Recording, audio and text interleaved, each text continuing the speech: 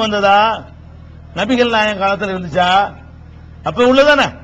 அன்னைக்கு இந்த ஷாபான் மாசம் இருந்துச்சுல, அவங்களுக்கு இந்த பிறை 15 வந்துச்சுல, அவங்களும் இந்த நாள் அடைஞ்சிருப்பாங்கல்ல.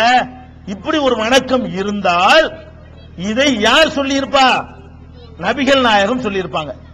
நபிகள் நாயகம் காலத்தில் இந்த பராத்தி இரவுக்கு நோன்பு வைக்க சொன்னார்களா? இல்ல, பராத்தி இரவுக்கு நோன்பு வைக்க சொல்லல. பராத்தி இரவுக்கு ஸ்பெஷலா வணக்கம் செய்ய சொன்னாங்க, தொழுக சொன்னாங்களா? இல்ல.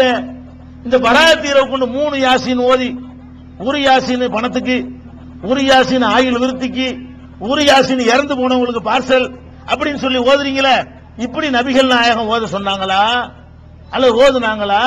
இந்த பராத்தி இரவுக்கு 3 யாசின் ஓதி, ஒரு யாசின் பணத்துக்கு, ஒரு யாசின் ஆயுள் விருத்திக்கு, ஒரு யாசின் இறந்து போனவங்களுக்கு பார்சல் அப்படின்னு சொல்லி ஓதுறீங்களே, இப்படி நபிகள் நாயகம் ஓத சொன்னாங்களா அல்லது ஓதுனாங்களா?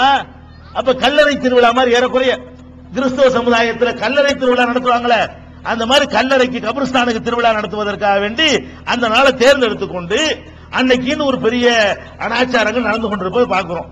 நம்ம என்ன கேட்கணும்? இதை மார்க்கம் என்று நீங்கள் செய்வதாக இருந்தால் இது குர்ஆன்ல இருக்க வேண்டும். குர்ஆன்ல எங்கேயும் நீங்கள் சொல்ற மாதிரி ஒரு குறிப்பு இல்லை, அல்லது நபிகள் நாயகம் சொல்லி இருக்க வேண்டும், அதுலயும் குறிப்பு இல்லை. உள்ள போயிட வேண்டியதானே. அல்லாஹ்வும் சொல்லல, நபிகள் நாயகம் சொல்லல. அஜர்தா உண்டாக்குறார். நிறைய ஃபங்க்ஷன் இருந்தா நிறைய வருமானம் வரும், நிறைய சாப்பாடு கிடைக்கும், நிறைய நம்மளை கூப்பிடுவார்கள், அதுக்காக வேண்டி அவர் செஞ்சது நல்ல விளங்குது. அதே மாதிரி என்ன செய்யறாங்க? மேராஜ் கந்தூரின்னு ஒரு கந்தூரி கொண்டாடுவாங்க. ரஜபு மாசத்துல என்ன செய்வாங்க? மேராஜ். மேராஜ்னா என்ன? நபிகள் நாயகம் விண்ணுலகுக்கு போனாங்க.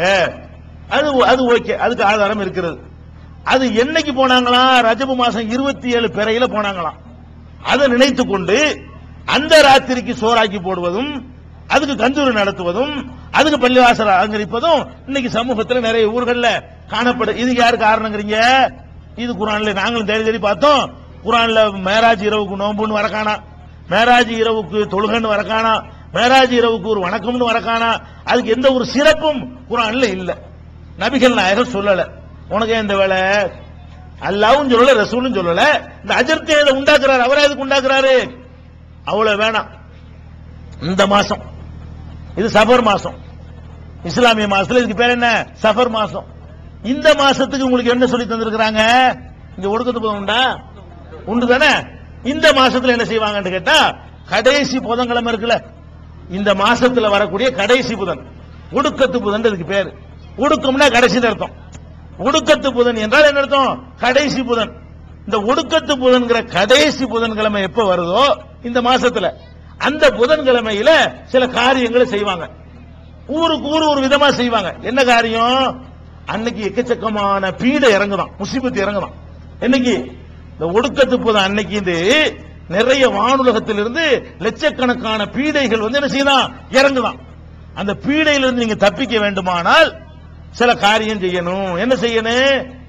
மா இலையில அல்லது பண ஓலையில அல்லது தட்டுல சில வாசகங்கள் அஜர்த்து எழுதி கொடுப்பார். அஜர்த்து எழுதுவார், அதுக்கு கட்டணும். அதை வாங்கிட்டு கரைச்சு குடிக்கணும். குடிச்சோம்னு சொன்னா தலையில துணிச்சிக்கணும். இதை செஞ்சோம்னு சொன்னா முசீபத்தை நிப்பாட்டிடும். எப்படி? அங்கிருந்து முசீபத்து இறங்குதுல, இறைவனிடமிருந்து லட்சக்கணக்கான பீடை இறங்குதான். அந்த பீடையை என்ன செய்யும்? இது இந்த கட்டு ஏவுகணை மாதிரி நிப்பாட்டிட்டு போல இருக்கு. அங்கிருந்து வரும்பொழுது ஏவுகணை நிப்பாட்டுவாங்க இல்ல, பேட்டரி ஆட்டு விட்டோன்னு கட்டை விட்டு நிப்பாட்டுவான். அந்த மாதிரி ஏவுகணையை தாக்குற ஏவுகணை மாதிரி என்ன செய்யறது? இந்த ஊதி ஊதி குடிச்சிட்டாங்கன்னு வைங்களேன், உடனே எல்லாம் அப்படி முசீபத்துல விளைஞ்சிருமா. இது என்ன நம்பிக்கை? இப்படி அல்லாஹ் சொன்னானா? குர்ஆன்ல எங்கேயாவது இருக்கு அப்படி செய்யுங்க? நபிகள் நாயகம் அப்படி சொன்னாங்களா?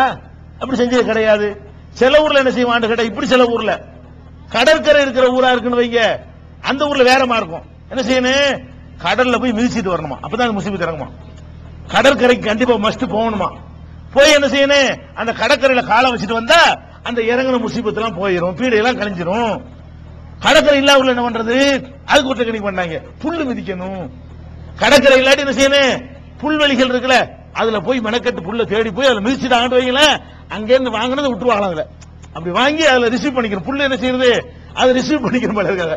அப்ப புல்ல மிதிக்கணும். அல்ல ரொட்டியை சுட்டு குளத்துல கொண்டு விடணும், மீனுக்கு உணவா போயிடும். இந்த மாதிரியான ஒரு மூட நம்பிக்கைகள் எல்லாம் இந்த மாசத்தில் நடக்கிறது. இது யார் சொன்னது? குர்ஆன்ல இருக்குதா? நபிகள் நாயகம் சொன்னாங்களா? இல்ல. இதெல்லாம் அஜர்த்துமார்கள் கட்டிவிட்ட கதை. மத குருமார்கள் அவங்களுடைய லாபத்துக்காக வேண்டி இந்த மாதிரி மூட நம்பிக்கையில உங்களை வச்சிருந்தா தான் நீங்க நல்லா ஏமாறுவீங்க என்பதற்காக செஞ்சது. அதே மாதிரி வறுமையா இருக்குன்னு சொன்னீங்கன்னு அஜர்த்துட்ட அவர் என்ன செய்வாரு? பூரியாம் பாத்தியா ஓதுங்க பாரு. பூரியாம் பாத்தியா என்ன? பூரி சுட்டு, பூரி இருக்குல்ல, பூரியை சுட்டு அதுக்கு பாயாசத்தை வச்சு வானம் பார்க்க கூடாதான், மேக்கட்லாம் கட்டி வானம் பார்த்தா அந்த பவர் இறங்கின போல இருக்கு. வானம் பார்க்காத முறையில் என்ன செய்யணும்? அந்த கீரு பாயாசம் எல்லாம் செஞ்சு பூரியை செஞ்சு அதுக்கு ஒரு பாத்தியா ஓதுனீங்கன்னு வைங்க, நீங்க கோடீஸ்வரனா போயிருவீங்கன்றான் அஜர்த்து. இவனு உட்காந்து ஓதுவான். அப்படின்னு அஜர்த்து பூரா கோடீஸ்வரனா இருப்பானடா. பூரியாம் பாத்தியா ஓதி கோடீஸ்வரனா போகலாம்னா அஜர்த்துமார்கள் அவங்க வீட்டுல ஓதி ஒரு பங்களாவை கட்டிட்டு எங்களை சொல்லுங்க. அஜர்த்துகள் சொல்ற உண்மையா இருந்தா செய்யணும், அவர் வீட்டுல ஓதணும்ல. நம்மள கோடீஸ்வரனாக வரக்கூடியவர் முதல்ல என்ன செய்யணும்? நம்மள வாடகை வீட்டுல இருக்கிறோம், இந்த வீட்டுல வீடு கிடைக்க மாட்டேங்குது, நம்ம ஒரு இடத்த ஒரு 10 கிரவுண்ட்ல வாங்கி ஒரு அரண்மனையை கட்டி பத்தியா பூரியாம் பாத்தியாவில் கிடைத்தது ப்ரூஃப் பண்ணு நாங்கள் ஓதுறோம். நீ இருக்கிற வாடகை வீடு, குடிசை இல்ல ஓட்டு வீடு, இன்னைக்கு கூட கட்டி விட்டுருவோம் உன்னைய, நீங்க எங்களுக்கு பணக்காரங்க போறீங்களா? நான் கேட்கிறேன், இந்த அரபு நாட்டில் பெரிய பெரிய அரண்மனை எல்லாம் கட்டிருக்கிறானே அவன் எல்லாம் பூரியாம் பாத்தியா போய் தான் கட்டினானா? பூரியாம் பாத்தியா நாங்க பேச இயலுமா? சவுதி அரேபியாவுக்கு நீங்க போறீங்க, இந்த விறகு வெட்டி கிஸ்ஸா இருக்க பூரியாம் பாத்தியா கிஸ்ஸா இது எடுத்துக்கிட்டு உள்ள போனீங்கன்னு வைங்க, திருப்பி அனுப்பிடுவோம் உங்களை. என்னடா இது கூத்து? அந்த நாட்டில் கடல்ல எரிஞ்சிருவான் இதெல்லாம். உங்க மூலது கிதாபு உங்க பூரியாம் பாத்தியா எடுத்துட்டு போனீங்கன்னு வைங்க, உள்ள அலோவ் பண்ணவே மாட்டான் உங்களை. அப்படி உங்களை வெறுக்கிறவன் பணக்காரன் இருக்கான், அவன் இப்படி பூரியாம் பாத்தியா ஓதியா? அதே மாதிரி என்ன செய்யறது? சலாத்து நாரியா பணக்காரன் அவருக்கு அஜத்துல போய் ஏழ்மையை சொன்னீங்கன்னு ரெண்டு சொல்லுவாரு. ஒன்னு பூரியாம் பாத்தியா ஓதுங்க பாரு, இல்லாட்டி என்ன செய்வாரு? சலாத்து நாரியா ஓதுங்க. அது என்னங்க சலாத்து நாரியா? ஒரு சலவாத், ஒரு மந்திரம், அதை ஓதணுமா? எத்தனை தடவை ஓதணும் தெரியுமா? 4444 தடவை. 4444 4444 தடவை ஓதணுமா? எதை ஓதணுமா? பெரிய சலாது. அந்த வாசகம் சொல்லி காட்டுறேன் பாருங்களேன்.